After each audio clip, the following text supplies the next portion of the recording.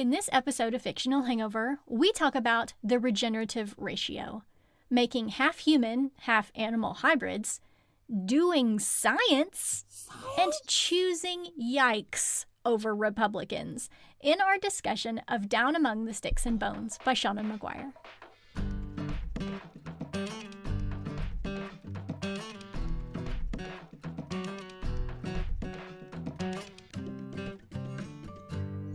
Hey everybody, welcome to Fictional Hangover, a podcast about young adult and new adult, and sometimes other books, series, authors, voice actors, and illustrators that is full of spoilers. I'm Amanda. And I'm Claire, and today we're going to discuss Down Among the Sticks and Bones by Seanan McGuire. Standard disclaimer. If you haven't read this book, please remember that Fictional Hangover is all about spoilers. If you haven't read or listened and don't want to be spoiled, stop listening to us and go read or listen to the book. Then come back.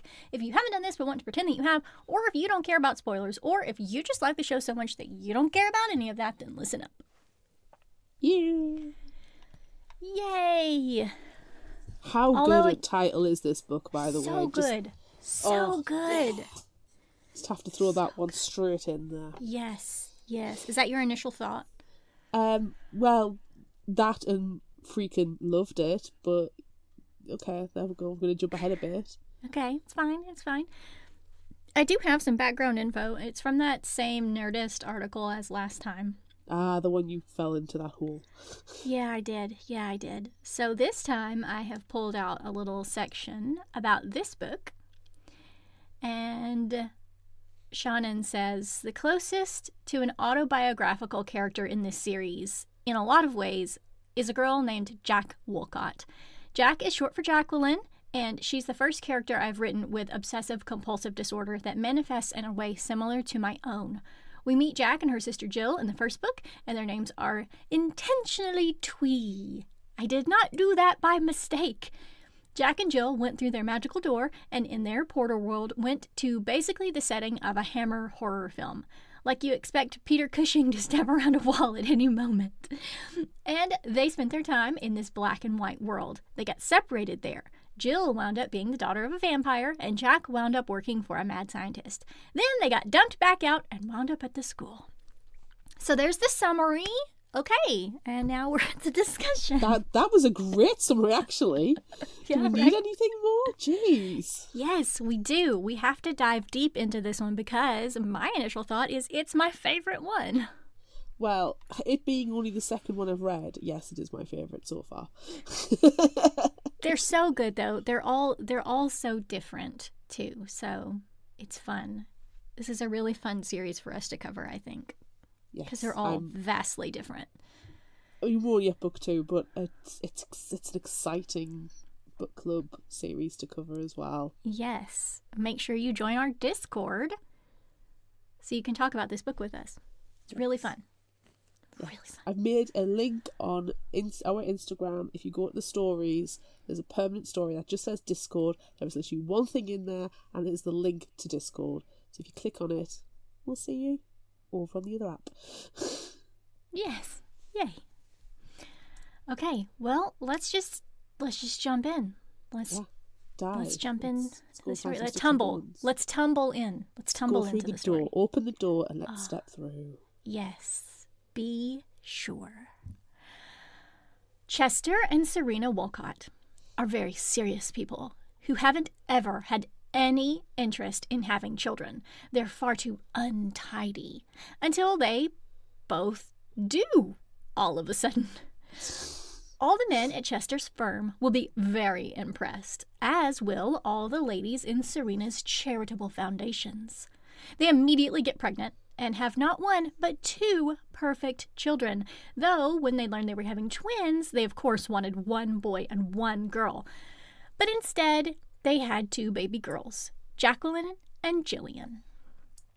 The babies are too much for Serena to handle, and, well, Chester is a man and therefore doesn't have anything to do with them, so they call Chester's mother to come care for the children, but pretend she is a nanny or too frail to care for herself on her own, and they tell everyone they're charitably supporting her. Oh, aren't they just such nice people? They're so nice. As the girls grow, Chester and Serena force them into boxes. Jacqueline seems timid, so she's the girly one and made to wear frilly dresses and is never permitted to get dirty. Gillian seemed more rambunctious one time, so she's the tomboy. They cut her hair into a pixie cut and buy her jeans. After the girls turn 5, Chester and Serena send the girls' grandmother away, assuming they can handle everything now, even though they have never done anything loving for their children. And I, as a parent, laugh. It's fine. We've got it now. They're 5. They're practically adults. It's fine. Idiots. The girls continue to grow into the people their parents force them to be. Jacqueline is the pretty one that everyone fawns over, and Gillian is the sporty one, though she wishes that people would fawn over her too. The girls spend a lot of their time hating each other because they each want what the other has. One day, when the girls are 12, it's pouring down rain outside, and Gillian gets bored. After some pestering, Gillian convinces Jacqueline to go to the attic to play with their grandmother's old costume trunk. And I just really want to go and play in that trunk.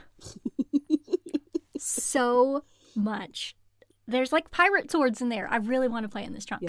Yes.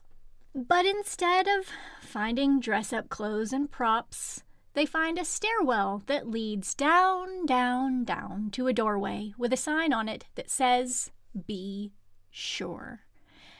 They go through. Ooh. On the other side of the door, the girls encounter a huge field under a blood-red moon. They don't know it yet, but they are in the moors. They run and explore and enjoy themselves for a little while, but then they realise the door is gone and they have to figure out what to do. There are a few different ways they can go, and Jacqueline lets Gillian choose. There are mountains and a sea, but instead of going toward either one of those, they keep going through the moors until they fall down a hill and tumble into a wall. In the wall is a gate, and Jacqueline knocks on it. The doors open, and the girls are greeted by a tall, pale man with blood-red lips. They apologize for disturbing him and explain that they were in their house and found stairs that led to a door that led them here, and they don't know where they are. The man asks if the door said to be sure, and if they were before they went through. They both tell him no, which he appreciates because it is not a lie. After asking their names, the man takes Jacqueline and Gillian, or Jack and Jill, as he calls them, which their parents never permitted, to his huge castle to get something to eat. Inside, the man tells Jack and Jill that he is the master of the moors, and they will be permitted to stay with him in safety for 3 days. But after the third moon rise, they will follow the rules and behave as everyone else in the moors. As they enter the dining room, the master calls for his maid to get dinner for the girls and asks another servant to call Dr. Bleak. Mary brings 2 dinners, one that looks very rare and bloody and one that is simpler, and Jill immediately chooses the bloody meal, which looks a lot like the master's meal. Jill seems enthralled by this place, and the master, but Jack, is more curious. At first, the master seemed very interested in Jack because of her girliness and beauty, but now he seems more intrigued by Jill. Dr. Bleak arrives shortly after the meal begins, and the 2 men discuss which girl they will keep. What? Huh? Wait, what? What? No one's keeping anyone. Too bad, girls. Sorry. Dr. Bleak explains that it could be a very long time before they're able to get their door, and that he and the master have agreed to care for the foundlings when they arrive, in their own ways, of course. The master tells them that they will want for nothing, and Dr. Bleak says he will teach them, but they will have to work hard. For now, though, they have 3 days with the master. The first night with the master, Jack tells Jill that she wants to go with Dr. Bleak, but Jill says she wants to stay with the master and that they don't always have to do whatever Jack wants, which has, never actually happened before, but Jill just seems to want to be petulant. Ugh. Jack is worried because she doesn't think Jill understands that the master isn't all he seems to be. So she tells her sister that they don't have to stay together, which hurts Jill's feelings a little. The next day, Mary comes to wake the girls for breakfast. Instead of eating, Jack decides to go straight down and tell Dr. Bleak that she wants to come with him. Mary tells her that she'll be saving her sister a lot of pain and grief if she goes with Dr. Bleak, because the Master would just toy with Jill for their 3 days of sanctuary before choosing to keep Jack, which would break Jill's heart. When Jack makes her choice, the Master asks Dr. Bleak why he shouldn't just kill her. But Dr. Bleak explains that the Master might need Jack to draw parts from if something were to happen to Jill. Oh. What? Oh. That sounds terrible. But the Master relents. What does that even mean? Okay. Okay. Spare parts. When Jill finishes her breakfast, and Jack's too, she tells Mary she wants to go see the Master to tell him she'd like to stay with him. Mary tells her she is no longer has any choice, which makes Jill mad. Just because Jack chose first, Jill gets no choice at all. Well, it doesn't matter, because she chose to stay with the Master when she first saw him, and she tells him that. He tells her she will want for nothing, and will have the finest tailors and tutors, then smiles at her with a mouth full of sharp, white teeth. Oh. Bitey, bitey. Jack follows Dr. Bleak across the moors for an exhaustingly long time. He tells her that the moors are dangerous at night and pushes her to continue in a strict but kind manner. They finally arrive at a giant windmill that Dr. Bleak calls home, and now Jack will too. He tells her not to touch anything she doesn't understand and to ask questions. He appreciates when she says she doesn't know any questions yet, but she does know that he will give her the answers, so she'll just have to put everything together later. She asks for more practical clothes and to get cleaned up, so he gives her a trunk of clothing to choose from and a kettle to fill from the well for a bath. He gives her 2 hours to figure out what to do and heads back out onto the moors.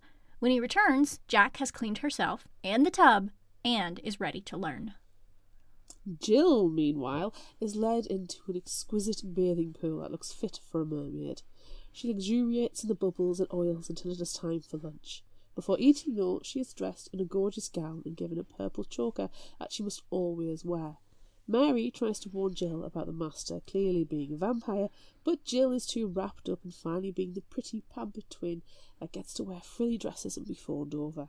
She even gets to grow out her hair. If she knew her sister, who frets over being too dirty, was toiling away gathering her own bath water, would she have felt bad for her? No, probably not. Probably not, because, Jill is a narcissist. She's kind of the worst. Oh, she's horrible. A couple of years pass, and the girls change. After getting their first periods on the same day, Jack invents a way to hide the smell of the blood from the monsters on the moors, and the townswomen appreciate her, while Jill bleeds out comfortably in her mermaid bathing pool.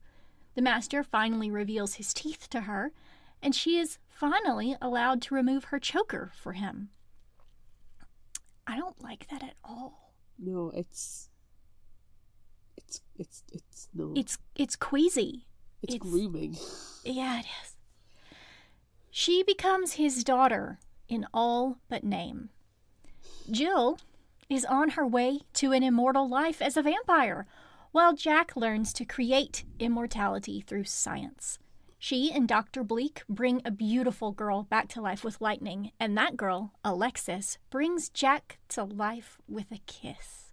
Both Jack and Jill know that they are finally home and that they never want to go back through their door. I just love it. I love it so much. Well, another couple of years later, after spending a rousing time with Alexis, Jack is called by Dr. Bleak to go to town for some supplies.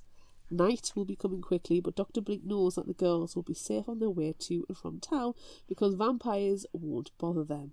Alexis, because she's died and been resurrected, and for some magically scientific reason that means she can't become a vampire, and Jack because her sister is very nearly a vampire and should be reminded that her twin exists and that they are both living human girls. She's a spare part. I She like gets to that. live. I like that we don't mention that, even though that's clearly what's going on. We don't Yeah. mention that Jack is just spare parts. She's leftovers. Well, I'll You save hate it for it. the discussion. I'll save Okay. it for the discussion. Okay. Jack and Alexis walk to the village, hand in gloved hand, soft and buxom with taut and thin. And Alexis talks of her desires to touch and be touched by Jack without gloves and excessive bathing. But Jack's mother taught her to be terrified of dirt before she could even spell her name, and unfortunately, this is just how she is now. They make it to the village and are allowed to pass through the gate. Jill, up on the battlements of her castle, stares down at them. Her master has said that he will not make her a vampire until she is an adult, so she has 2 more years that she must wait. Seeing her sister with the fat girl from the village makes her angry. Yeah, And well, we're angry at you, Jill. Yeah. Oh, I get so mad. Oh. Jack and Alexis sit to eat dinner with Alexis's family in their inn, but suddenly the door bursts open and Jill comes inside, mocking Jack for coming to stuff her face with her fat friend instead of coming to see her sister. Jack sees that Alexis and her family are terrified, so she apologises for her crankiness and placates her sister, suggesting that they go shopping for Dr. Bleak's supplies together and offering to buy her something pretty. "Oh, you can buy something pretty for me, sister," the terrifying daughter of the master. Ugh. Yeah, and you definitely should want to buy things for me because I'm so nice and kind to you and everyone else. Yes. Jill is not accustomed to paying or respecting anyone in the village, so she's awful to everyone, while Jack tries to maintain her relationship with the shopkeepers. Jill flounces off with a handful of ribbons from one vendor, telling her that her sister will pay, but Jack doesn't have enough money. She promises to return with more money, but the vendor tells her to go away before the master notices and thinks that they're friends. Anyone who's friends with Jill or her sister seems to die because the master is a very jealous man. Jack rushes home to her windmill and straight into Dr. Bleak, who comforts her in his own way while she cries. For the next little while, Jack does extra chores instead of going to the village, and eventually Alexis starts visiting more and more often. Nothing happened to her family or to her after the night Jack and Jill had their encounter, so things seem to be back to normal. On the day marking their 5th anniversary of going through their door, Mary wakes Jill with a bouquet of red roses. Jill is excited. The master must have decided to change her, to make her his daughter and a vampire. Mary tells her this isn't so, that the master intends to wait until the start of next season to ensure that Jill is definitely 18 and therefore not at risk for her door to return. Jill gets mad at Mary. What does she know? She turned down the master's offer to make her a vampire. Mary tells Jill that she didn't want to become ruthless, and she would have if the master changed her. Jill intends to prove she can be ruthless now, so there's no need for the master to wait.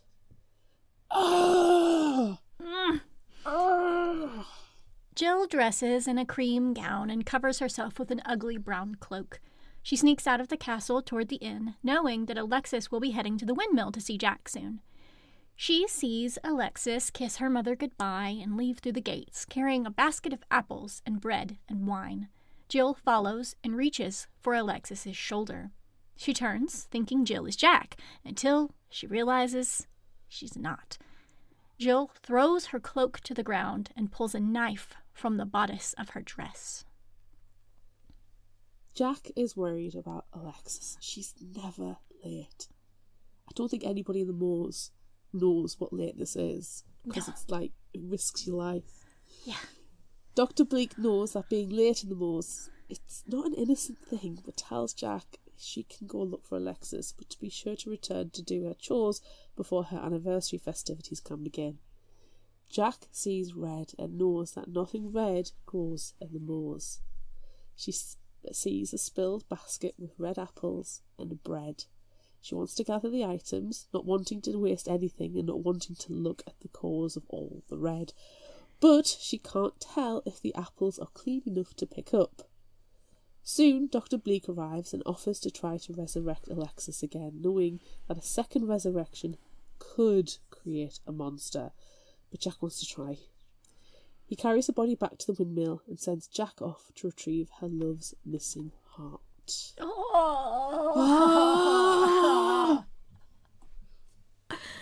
oh, I hate that chapter so much. It is horrible, and it's horribly beautiful and beautifully horrible. Yes, it's heart-wrenching. Oh. I'm sorry. I'm not sorry. You're not. It's fine. You're I'm not. not sorry. Jack follows a trail of blood through the gates of the village and hears a ruckus inside. The villagers are shouting at someone, calling them a witch, a beast, a monster. Jill stands opposite of the crowd, with arms crossed, covered in red like gloves, saying that they can't talk to her that way because she belongs to the master. Mary arrives then and tells the crowd they can do with Jill what they will because she killed someone without the master's permission and without being a vampire. Even though he rules the villagers and even drinks their blood, he must also protect them from wrongful death. The master has revoked his protection over Jill.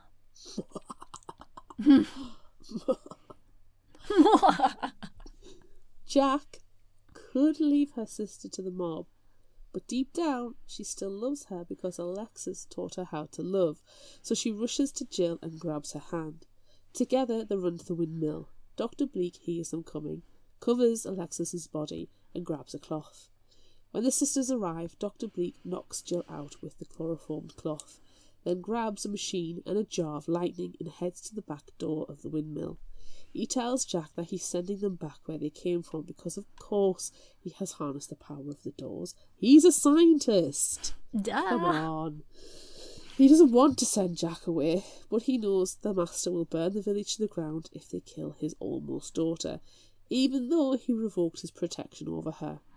Dr. Bleak tells Jack that she should wait a year to come back and that she can open the door with blood on her hands, hers or her sister's, but that if she does come back, it must be alone, or with her sister's corpse. Jill cannot come back the way she is now. The door opens and the sisters go through. Jack carries a still unconscious Jill up the long staircase until she stirs and asks where they are. Jack drops her sister and tells her they're on the stairs and that the Moors kicked them out. Jill tries to turn back, but it's no use. The door is gone and the stairs are disappearing. Jack opens the lid of the trunk that they climbed into 5 years ago, and the sisters exit into the attic that still smells faintly like their grandmother. When the lid closes, Jill panics and digs through the costumes and props, trying to find the stairs. But they're gone. The sisters huddle together and go downstairs to find their mother and father and an impeccably clean young boy sitting around a dinner table. Oh.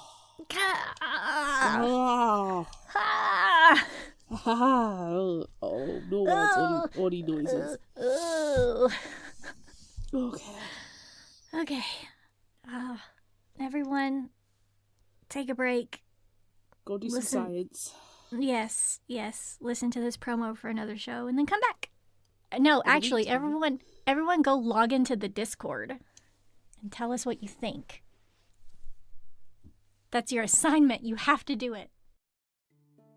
Hi, this is Leah Stuhler, creator and host of YA Book Chat podcast. If you love reading young adult books and chatting about them with your friends, then head on over to my podcast and take a listen. Each episode, my guest and I chat about a different YA book. We start spoiler-free and then head into our spoiler section where we dive into the mysteries of each book. And we do it with laughs and fun along the way. You can listen to YA Book Chat on Apple Podcast, Spotify, Stitcher, iHeartRadio, and wherever you get your podcast. And now, back to the show. Anywho, I was busy making weird noises.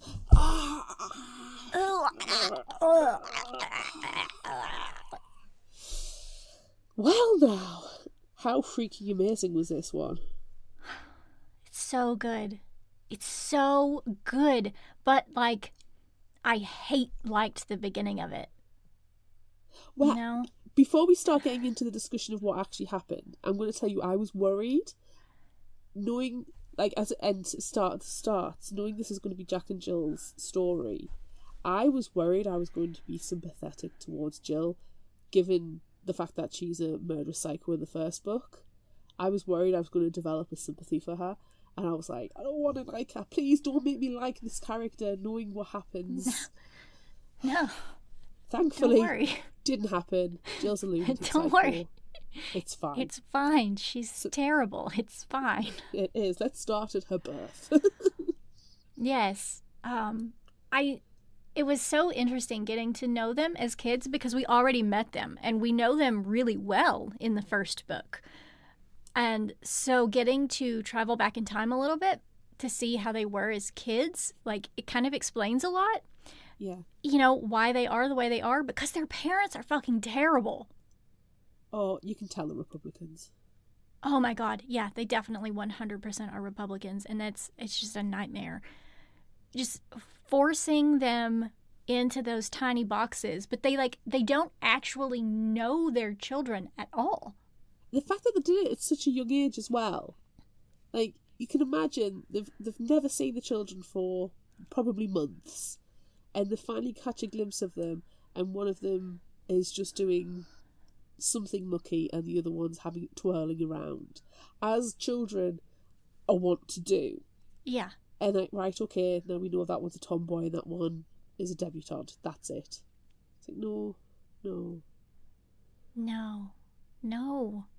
And even if they were that day, for that, 30-second glimpse. For that second.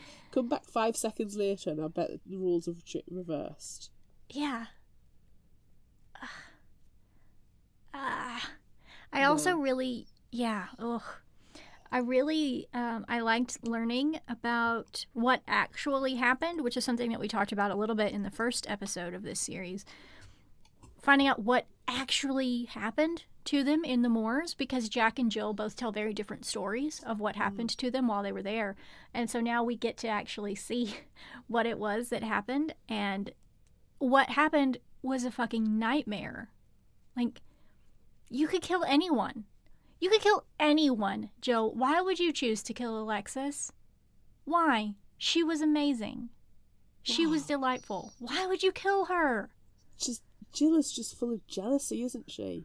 She's a narcissist who has to be the centre of attention, and she was not Jack's world. I mean, just look.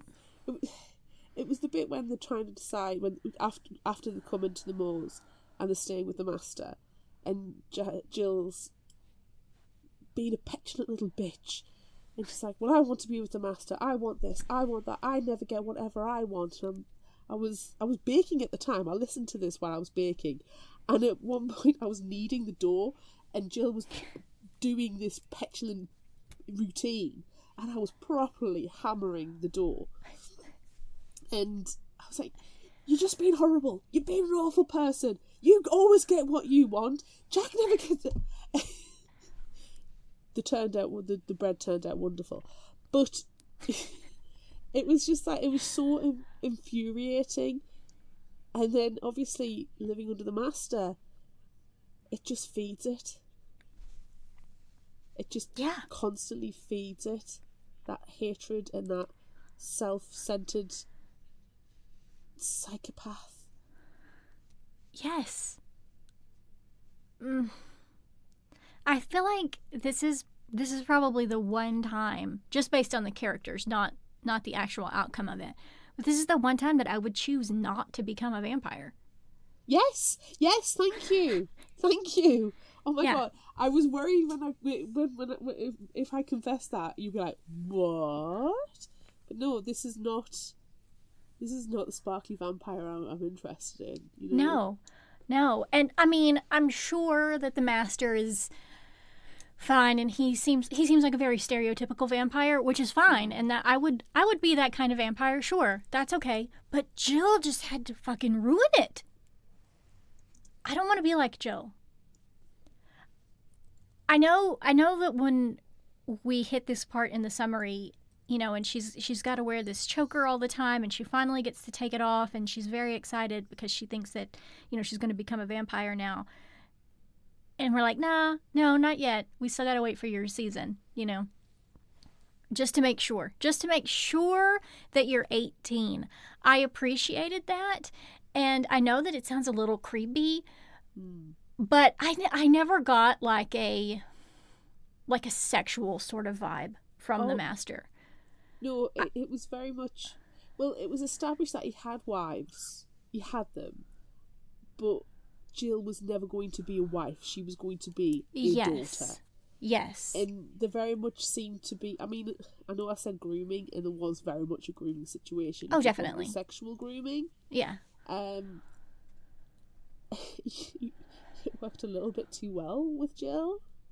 She's too desperate for it as well. Well, she's very pliable, which is unfortunate in this case. She doesn't have... I feel like she's probably never had her own personality because she's always had her sister to share with.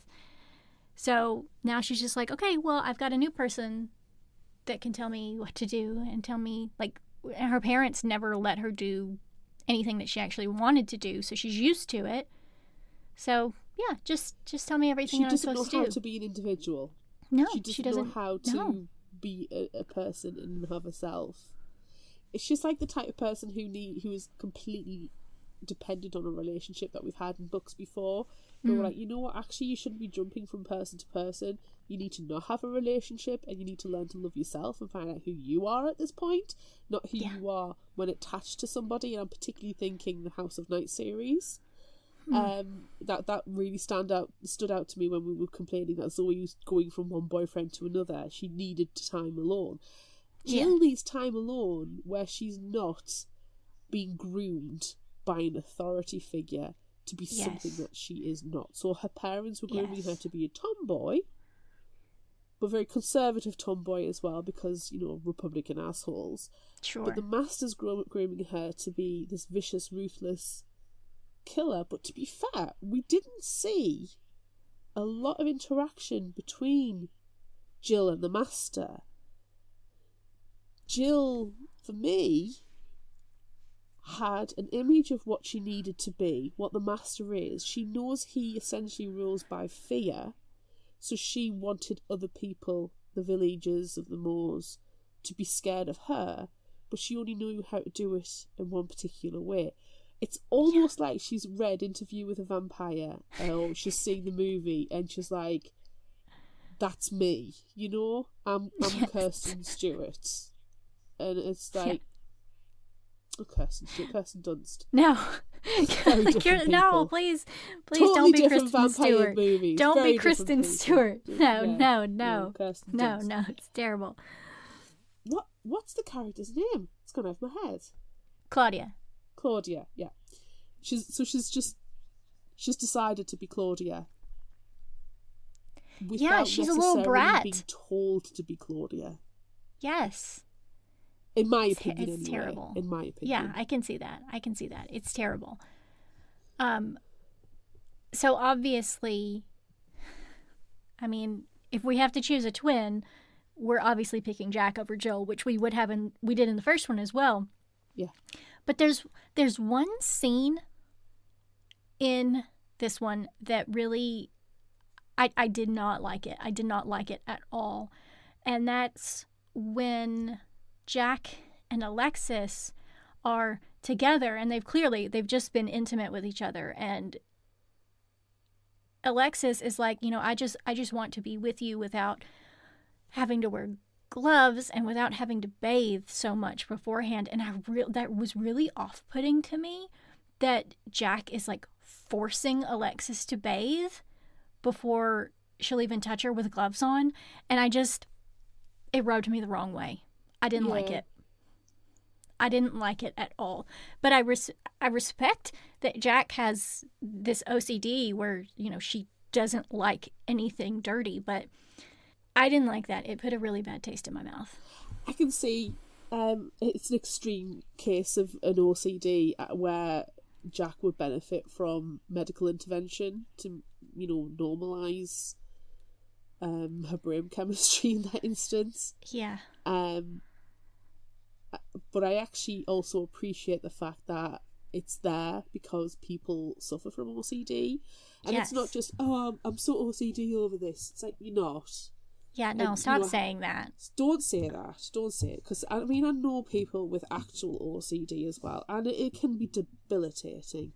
Yes. And like I say, with it, when it's not regulated through medication or therapy, it can be debilitating. And I can imagine how Jack manages in the moors, digging up corpses and really getting her hands dirty, or at least gloves dirty. The fact that Jack can push through it is amazing, but it's probably not helping. No. Well, and I can appreciate Alexis not liking it and wanting that, like, actual skin-to-skin contact. I can appreciate that as well. Mm-hmm. But you remember, even before they went into the moors, Jack was treated as the debutante with the frilly, big, puffy dresses. She'll have probably had to wear gloves at all times as well. She'll have been forced, because I can imagine that leftover mentality that you can't have skin-to-skin contact with somebody because it's just not the way. It's not done. yes, it's not Gentlemen proper. wear hats and cravats, and women must wear gloves and a smile on her face at all time. But at least the dresses had pockets. So yeah, I can see where it's been. It can leave a bad taste, but I can also think I appreciate the representation of it. Yes, I appreciate the representation of it as well, but I don't like that. I felt like Alexis was forced to do something that she probably didn't want to do. And so I don't like that. I don't like that part of it. Yeah, I agree, but I like to think that there was a conversation that was off page where it's like, well, if we're going to be intimate, if we're going to be doing this, the only way we can do it is if this happens. Yeah. Well, I mean, and that does compromise. happen. She does say, like, this is the way that I am, and I'm sorry, but deal with it. And that's fine. The scene... I mean, at the same time, you've got to remember that Alexis was like... I've recently read a book, and it's actually going to be the book I'm recommending later on, where there's intimacy with a resurrected corpse, and I'm like, damn, is this a form of necrophilia? And they were dead, they were dead, and now they're quote unquote living again. Yeah. So I mean, there's an ick factor there, and then if you have OCD or if you're germaphobe OCD, I don't know. I have questions. I'm just surprised that Jack hasn't figured out a way to make things work for her, because there's a conversation with Alexis about, like, how can you dig in the dirt? How can you touch all those plants? And she's like, well, it's not me, it's my gloves. My gloves are touching this. And then with the dirt, like, well, the dirt is where it's supposed to be. Yeah. So it's okay. It's okay that I'm touching dirt because this is what dirt is supposed to be doing. But if we're in a different location, if we're touching dirt in a different way, that's not so good, and I have to get cleaned up immediately. But like, this is what dirt is supposed to be doing, so it's okay. And I'm just surprised that she hasn't figured out a way to make their intimacy make sense in her brain. That, like, this is okay. This is how it's supposed to be. I think she'll be on her way to it. I do think she'll be on her way to it. But, yeah. It's one hurdle to overcome at the time. I'm over the moon that Jack was able to work out how to deal with the menstrual blood and not be scared for at least a week every month when she's walking around the malls, and was able to share that with the village girls and women. Yes. Which is, like, amazing. What scientists in our modern world aren't even doing that. Right. There was something that I wanted. Oh no, I was thinking of other blood. That's the scene where Alexis has had her heart ripped out, and there's blood everywhere. I almost would have had an emotion if, I wasn't dead inside, where when Jack wants to tidy everything up and she wants to make sure that like the bread is still okay, the wine is still okay, the apples are still okay, but the apples were red and she couldn't tell if the apples were clean, and so she couldn't touch them because the apples were covered in blood. So she's like, I can't touch these because I don't know, I can't tell. And like, that was, I know I said it in the summary as a pun, as a joke, but that was heart-wrenching. That was rough. Yeah. Yeah, it was probably one of the most distressing chapters I've read for a long time. Yeah. This was not an easy book. I mean, going in, I didn't know what to expect because, I mean, I knew we were covering it, and personally there's no reason to read the summary. I know we're covering it. Like the book summary, the blurb. It's the same as when you were telling us vampire owns a restaurant and wear possum. I'm like, yeah, I'm sold. I don't need to be told much to read the book. No. And this is book 2 of our book club read. I don't need to read the blurb. Anyway, so read the title, kind of inferred it was a Jack and Jill story, very excited. Mm-hmm. And like I said, I was listening to it, I was baking. And there were many points where I was having to stop what I was doing, and I'm just very methodically doing it and just having like nice wellness time, just pottering around the kitchen doing what I wanted to do, where I had to stop and think, jeepers, this is hitting me really hard, this book. Mm-hmm. And it was things like the hatred Jill, I don't know if it's hatred or the fact that she doesn't know how to love her sister. That was hitting me. Yes. And I don't have that experience. I have a brother, but, I love my brother to bits. We get on really well now that we don't live together. So it's, I can't relate to that. But I can sympathise. Jack's almost need debilitating OCD, especially in that scene. But then Jack and Alexis together just being so beautiful, but then Jill and Mary and the absolute disregard Jill has for Mary was tough, and you could tell Mary did not like Jill, did not want to work with Jill, but was trying to save her, and Jill was not listening.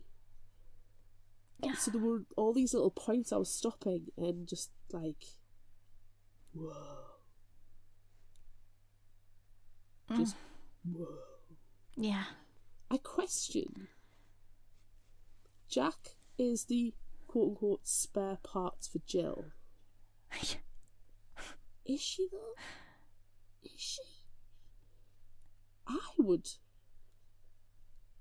hypothesize. Let's go sciencey. I would hypothesize that Jill is the spare parts for Jack. Because Jack is useful, Jill is not. Yeah, I mean, if anything, I feel like they're spare parts for each other. But I can't imagine if something were to happen to Jill. I don't know how it would have happened because she's so pampered, and so I can't imagine her getting injured in any way where she would need a body part replaced. And if that did happen, I don't think the master would have accepted her anymore. No. And there's that, magically scientific thing happening where once you're dead, you can't become a vampire, which is fine, but like, where's the line? How many pieces do you have to have cut off and put back on before you can't become a vampire anymore?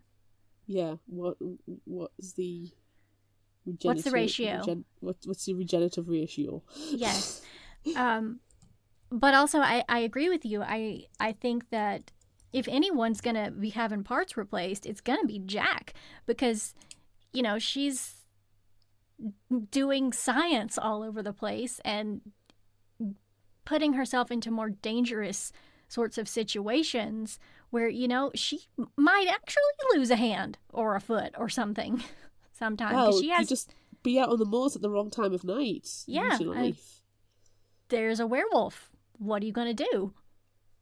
Well, Jack has learned through necessity to survive. Jill wouldn't be able to, because she would just stand there, stomp her feet in her Mary Jane's and be screaming, "I'm the master's daughter. You can't do this. Me. You can't eat me, werewolf." And he's like just chewing on stuff. Yeah.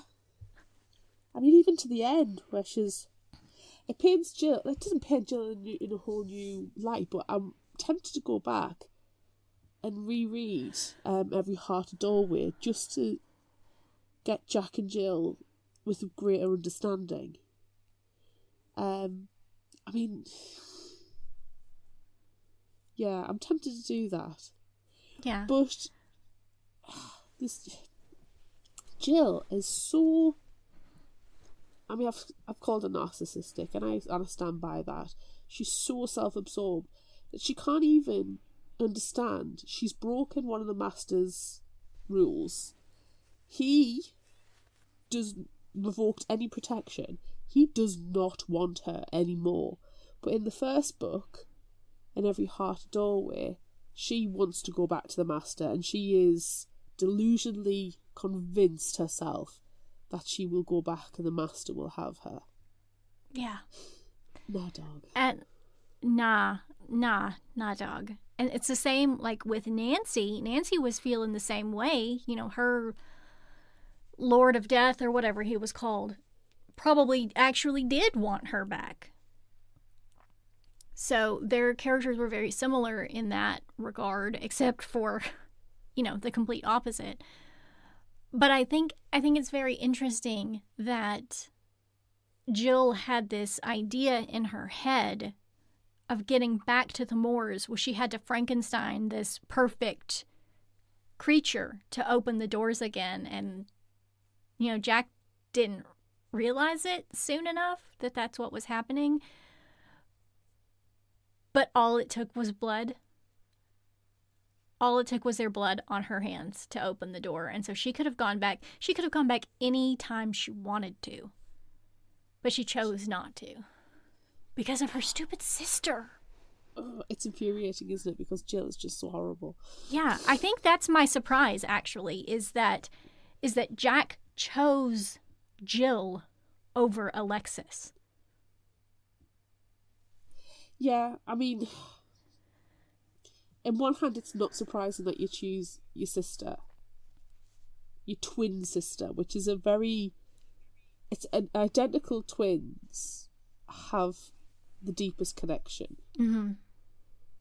So on one hand, it's not surprising, but Jill's freaking awful and horrible, and I hate her in every way, shape or form. She is a terrible garbage person, and I'm so glad she cannot become a vampire, because she's terrible. She does not deserve the vampire life. She does not deserve vampirism. No, not at all. But Alexis, you know, the person who showed you emotion, who gives you love, who helped you widen your community, you know, yeah, I can't believe it. It's gut-wrenching. It's really gut-wrenching, and it's annoying, and I hate it, and I wish it was done a different way, but obviously it's been done in a perfect way as well, because yes, definitely. We have emotions about this. It's given us a lot of thoughts and feelings. Yeah. But we haven't talked about Dr. Bleak. No, we have not talked about Dr. Bleak. We do need to talk about Dr. Bleak. Yes. Yeah, he was my favorite character for sure. Same. And I like that he cared for Jack, but he didn't coddle her at all. He taught her what she needed to do, or left her alone so she could figure stuff out on her own. But I don't think he ever would have abandoned her in any way if anything like serious were happening. You know, he left her at the beginning to take a bath, because that's kind of an intimate thing. You're a grown man. You don't need to watch a 12-year-old bathe. But I don't think in any like other situation he would have left her alone. If there was something that could have happened to her, I think he would have been there. And I hate that he sent Jack out looking for Alexis at the end, like knowing something bad probably happened. But he did show up shortly thereafter, so I imagine him like lingering just out of sight, waiting to come and help her when she needed it. Yeah. He was definitely a father figure and not a father replacement, if you know what I mean.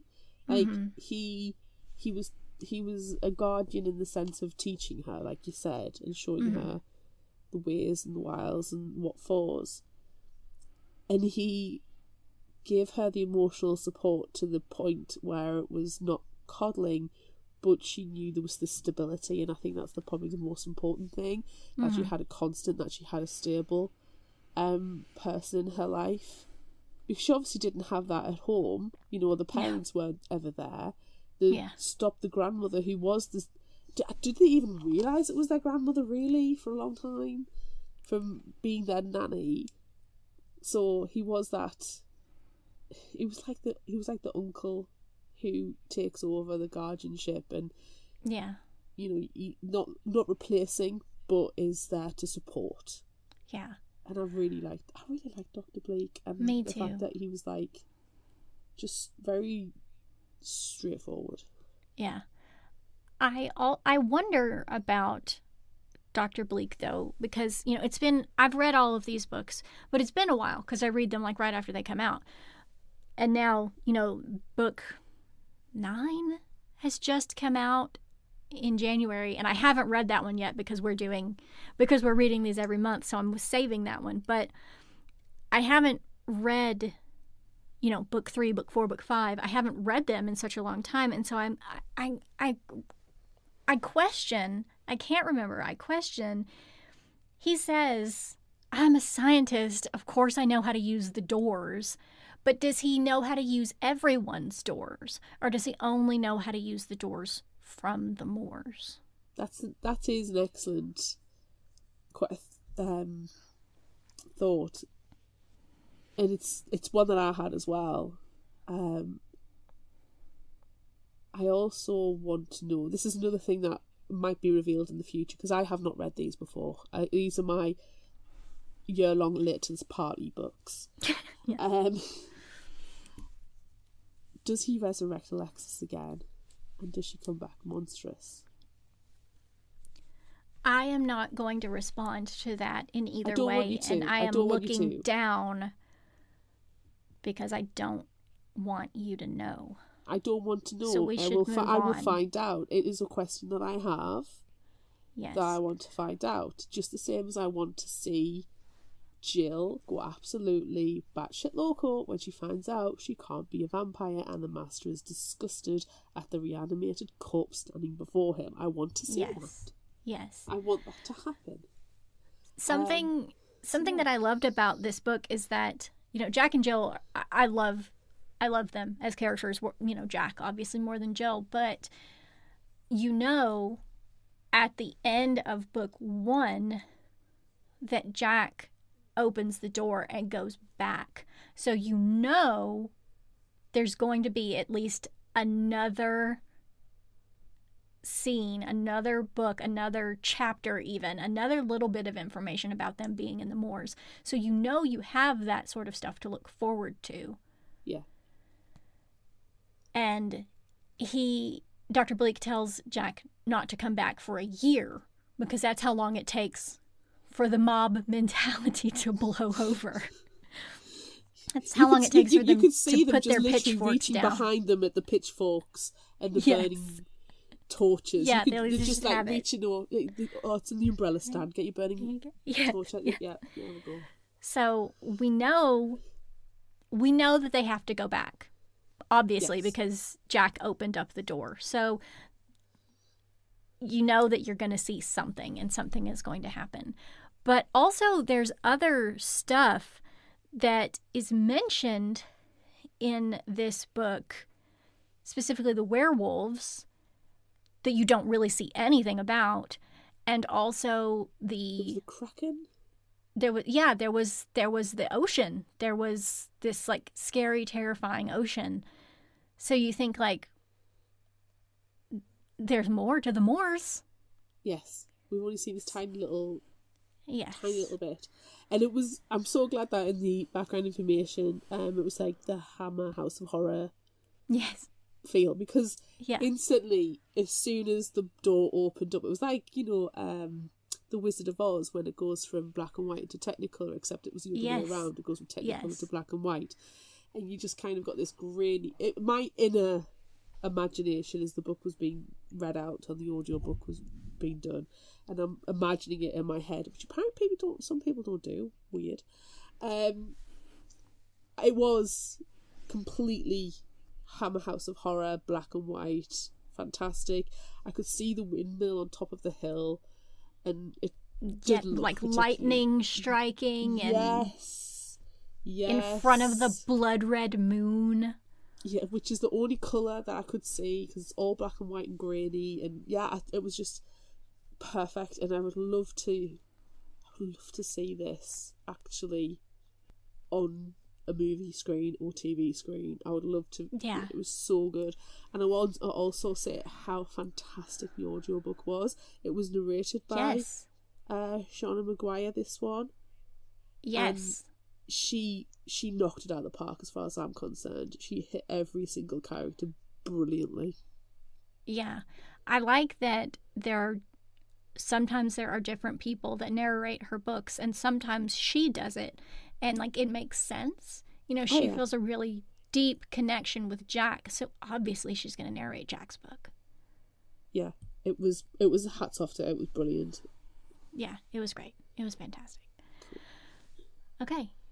Is it time? It is. Would you rather... We asked on social medias, would you rather animate the corpse of someone you love or a composite of multiple corpses? And unsurprisingly, Facebook, 86% are doing multiple corpses stuck together. Instagram's the same with 75%. However, TikTok are 50-50. It's very interesting. That is interesting. Yeah. We don't, unfortunately, have any comments from TikTok to explain the phenomena, but we do have quite a few from Facebook and one from Instagram. Colin on Facebook said, it's going to have to be multiple bodies for me. Bringing back a loved one is just asking for things to go horribly wrong and for them to go on a me-eating rampage. I'd like to mix and match my reanimated corpses for maximum comedy as well. Legs, different lengths, arms, at least 5 of them. Heads, maybe. I like that. And also, when Jack is going through the trunk of clothes at the beginning after Dr. Blake gets them down, she's like, some of these have 3 armholes. So, you know what's happened? It's happened at least once. Dr. Blake's had some fun. Yes. Bree on Facebook says multiple bodies is a whole new friend, like making a new person without the pesky birthing process. A loved one brings too many personal, ethical dilemmas. Oh, yes. Coral on Facebook said, I don't think I would like to see my loved one as the living dead. Plus, seeing the dead with different body parts sounds interesting, but all I can picture is an octopus as a person. And to which we all say yes. Yes, we love this. Thank you, Coral. Katrina on Facebook says multiple body parts as long as they are wearing clothes so you couldn't see the join lines. Oh, but it depends where the join lines are. Oh, yeah, How but good's the stitching?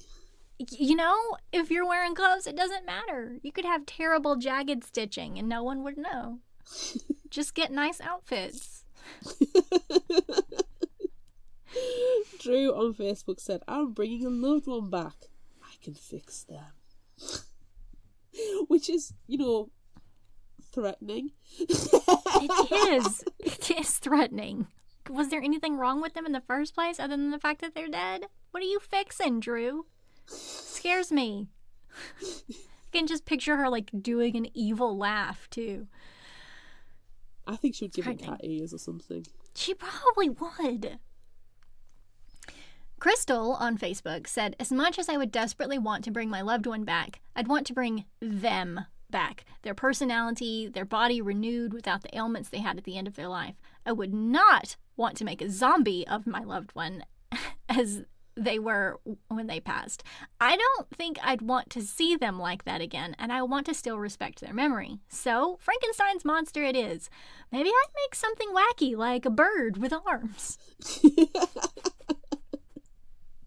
And finally, Glim Glam Jen on Instagram. Okay. I'm going to reanimate a corpse made of different bodies. You guessed it. I'm going to create a centaur. Why be a normal bipedal human when you can be half horse? Right. We've had at least 3 comments where people are making half human, half animal hybrids, and I'm loving it. Yes, I love it. I love it so much. Then I just start thinking of the Merlion again, going all the way back to like one of our very first episodes together. I still have my Gish Play-Doh Merlion. I need to put that shirt back in the Redbubble store because it's been out. It hasn't been available for a long time, and I need to just put it back up. So don't let me forget to do that, please. I have also convinced my child that the Singapore Merlion is the wrong way around, and he agrees that it should be fish head, lion body. That is the correct way around. Of course. Okay, so what are you doing? What's your answer to this question? Oh, I'm Frankensteining monster it. I'm creating it sounds really weird. I'm creating an Adam when my brother's name is Adam, so I'm not bringing him back to life. Sorry, bro, love you, sure, but yeah. Not bringing love back to life. But I will create my own Frankenstein's monster. Yes. I might as well have fun with it. If I've got the skills, I might as well have fun with it. That's true. I feel like, I mean, we know from the book that, you know, if you bring someone back quickly, they'll probably be fine.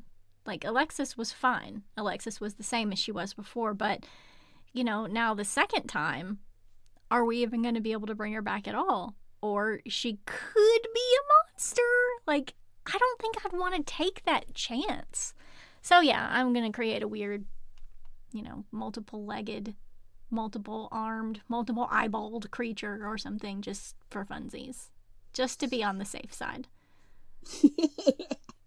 Which, given how Frankenstein goes, that's not a safe side to be on. No, it's not. It's not. And like, is your new body that you're creating going to take on characteristics from each of the pieces?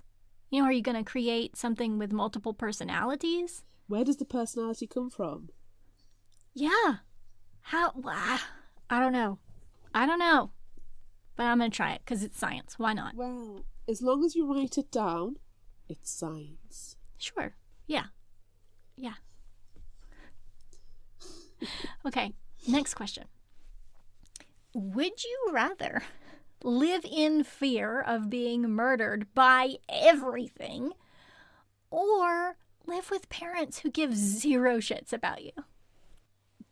I mean, if parents are rich like theirs are, it's a tempting prospect. I will take my trust fund now, thank you. But giving 0 shits? That's damaging. It is. Mean, living in fear of being murdered by everything is damaging. But on the moors, there's a very simple rule of just don't be out on the moors at night time. Don't bleed. Yeah. I think, you know, there's rules to survival. Whereas living with parents who give 0 shits about you, there are no rules to survival. It's just damaging. Yeah. So I think I'm going to live in fear of being murdered by everything. Or live in fear of being murdered by everything, but actually I'm the one doing the murdering. There it is. If you're the murderer, you're not being murdered. Does that make sense? Yeah. Yeah, I think that's a very respectable answer. It's not option C either. I'm taking the first one. I'm taking option A. Don't come at me with saying no, Claire. There's no option C. You're just spicing it up a little bit. I'm just being the Lord of You're Master doing of all science on it. Exactly. Yes. Exactly. I'm doing science on it. Yes. Yeah, I feel like you would have some semblance of a life, even if you're afraid of everything murdering you, because like as long as you, like you said, as long as you follow the rules of not being out on the moors at nighttime bleeding, there's a whole like plethora of things that you can do. However, if you have parents who don't give a shit about you and the only thing they want to do is make you into the person that they want you to be, and that's horrible. So yeah, of course I'm going to go and live in fear of being murdered by everything.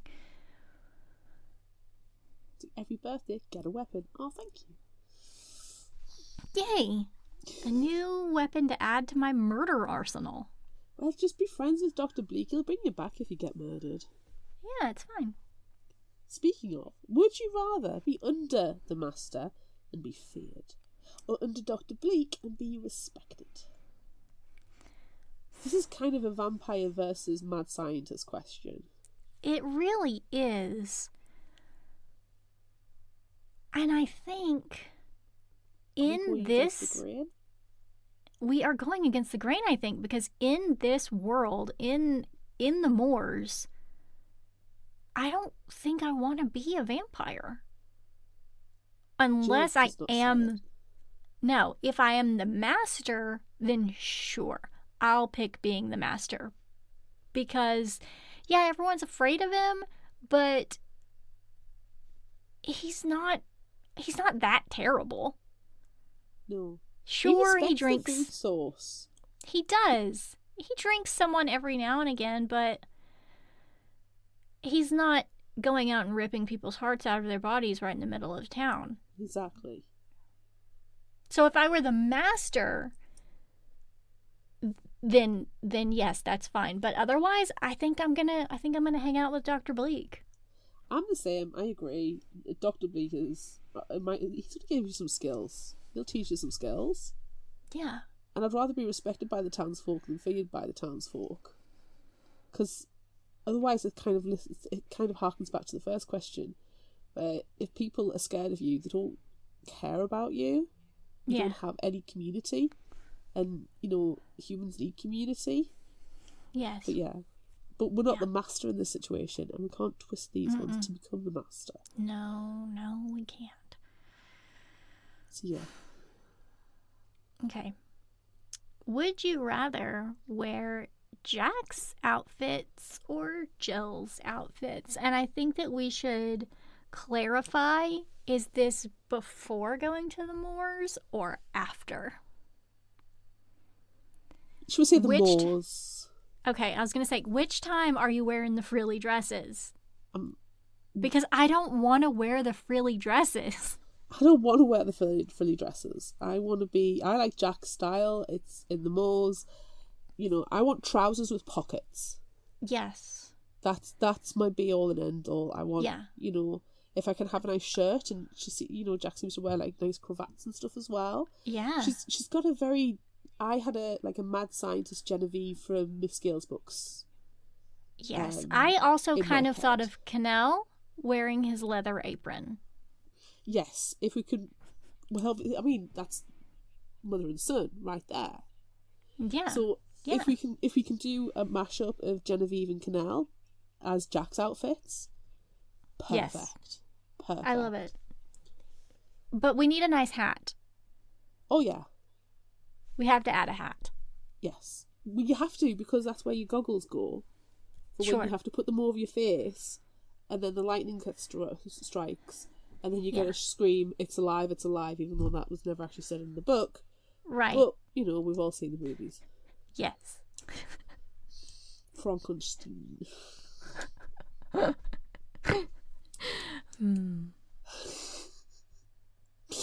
Last question. Would you rather rescue your sibling or your lover? And why is it Alexis?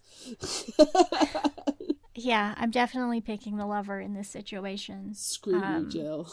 Screw you, Jill. Definitely. She did not deserve that.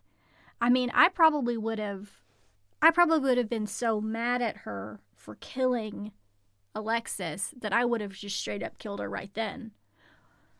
And then we bring her back automatically And they're, oh, too bad. Already taken care of. She can't become a vampire anymore because we reanimated her corpse. So this is where we are now. Just skip that year of having to go away. No. The mob will come with their pitchforks and their torches, but you can be like, look, we solved the problem. We solved it. I cut her head off. I would actually change that up a little bit. Let the mob come with their pitchforks and their torches. And then you resurrect her. Who needs a new liver? Who needs some new eyeballs? Who would like a new kidney? And use her for parts. Yeah. Because Jill does not deserve a second chance. Yeah, you're right. You're right. I don't think she does either. Ooh. She's dreadful. She's a brat. I freaking hated her. I was so worried I was going to end this book and feel sympathy. Nope. I'm so glad not it was the 1 opposite. ounce of sympathy. No negative value sympathy. Yes. Yeah.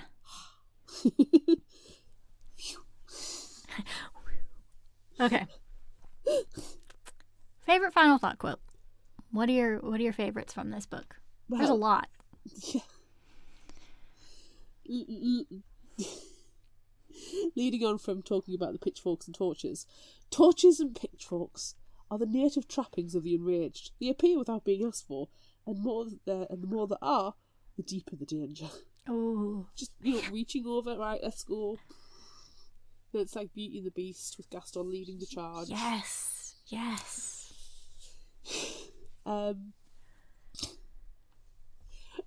So this one, I like this one because I know I'm not. I know I'm not going to. It doesn't make any sense if I explain that. I'll tell you later. What's the point of having all these graveyards if I can't give you children when you ask for them? That is a good one. I am what I am, and there's much about me that won't be changed with any amount of wishing or wanting. Feel that hard. Yeah. Every choice feeds every choice that comes after, whether we want those choices or no. And there are a few more I would love to give, but I think I'll end up, copyright infringement, so I'm just going to pass it over to you. Okay. Let's see, what do I pick? There are worlds of light and worlds of darkness, worlds of rhyme and worlds of reason, and worlds where the only thing that matters is the goodness in a hero's heart. The Moors are none of those things. The Moors are YIKES, everyone. They are. We're choosing them over our Republican family. Yes, we are. Yikes. I choose YIKES over Republicans. Don't you have some act of terrible butchery to commit?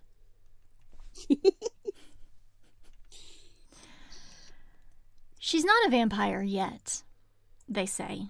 And yet is such a powerful, unforgiving word that there's no questioning its truth and no hiding from its promises. That's so good. It's so rich. It's got such a good mouthfeel. It was a book made with velvet words. It was, yes. My last one is: the doors are the greatest scientific mystery our world has to offer. Did you truly think I wouldn't find a way to harness them? Duh. I'm a scientist. Idiot. Duh. I can't imagine Dr. Bleak saying duh, but I feel like that's duh. I feel like it's necessary that we say duh. Yeah, but you know what? Dr. Bleak gives first class eye rolls. Yes. Yeah, I agree.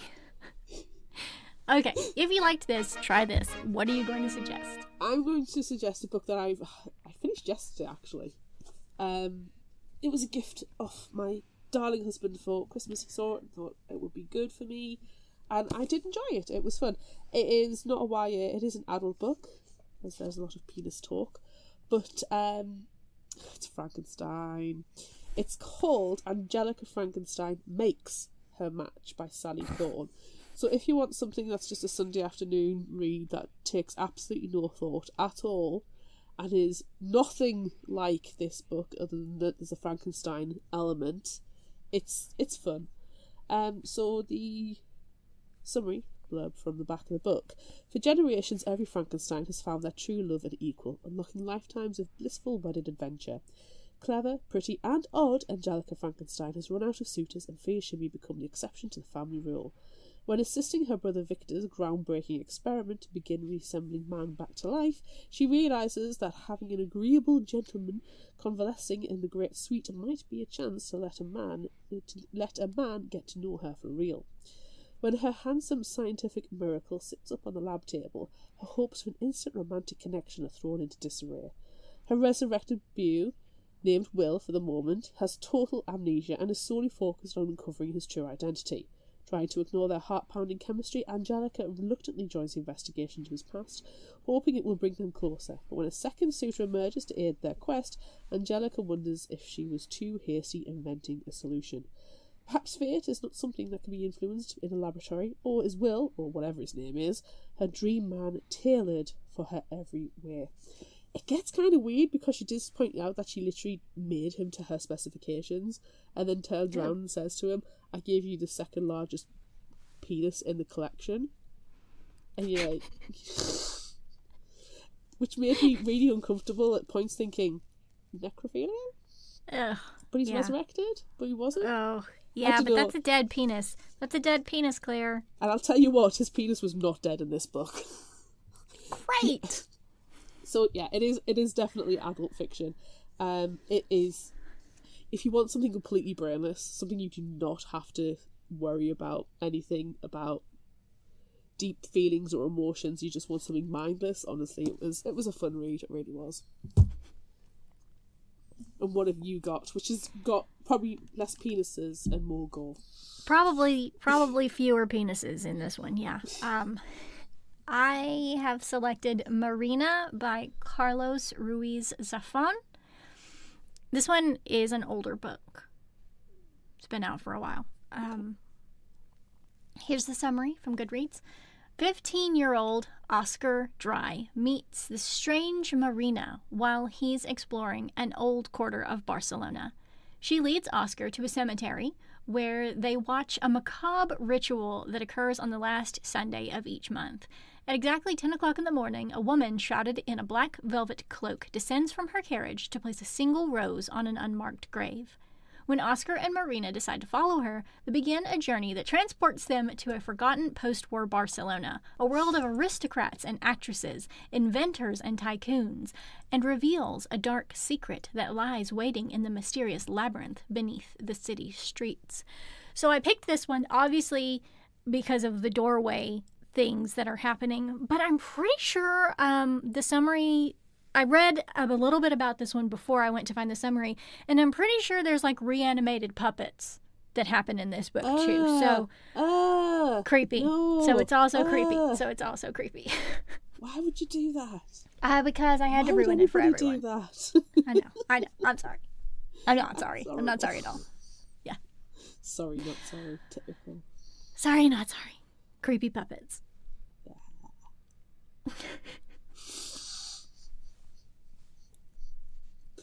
Should we move on to New and Indie Spotlight so I can get that taste out of your mouth? Yes, please. I'm kind of like... I know, I'm sorry. That was a visual thing, really. Yes, yeah. Okay, so the book I picked for New and Indie Spotlight is called The Book of Doors by Gareth Brown, and this one actually just comes out in a few days on February 13th. Sounds familiar. Cassie Andrews lives a quiet life in New York City, working in a bookshop and chatting with its customers. When one of her favorites, a sweet old man, dies in front of her, she takes possession of the last book he was reading as a memento. Soon, she's accosted by a man named Drummond Fox, who informs her that the strange book is actually the Book of Doors, a magical relic that can turn any door into a magical portal. He informs Cassie that powerful collectors are hunting for the book and that he can protect it, and her, if she can learn to use it to transport them to a hidden library. But can she trust Drummond? And can she survive the dangerous, violent people hunting her without him? Do they have pitchforks and torches? It's hard to say. I've just done a quick Google of the book cover because it sounded very familiar, and I've seen it on social medias, and yeah, it looks really, really good. It was, I think when I was looking at it, I was thinking, oh, we haven't had a library/bookstore theme for a couple of years. Yeah. So, yeah. Because always thinking about the future. Yes, always. Always. Oh, okay. Dear me. Well, that's it for this episode of Fictional Hangover. I'm Amanda. I'm Claire. Join us next time as we discuss Belladonna by Adeline Grace. Look out for our Would You Rather polls and monthly challenges on social media. Don't forget about our book club on Discord. Be sure to visit our shop on Redbubble at fictionalhangover.redbubble.com for all your favorite Fictional Hangover themed merchandise, and become a patron of ours on Patreon at patreon.com/fictionalhangover. Until next time, remember, the only cure for a fictional hangover is another book.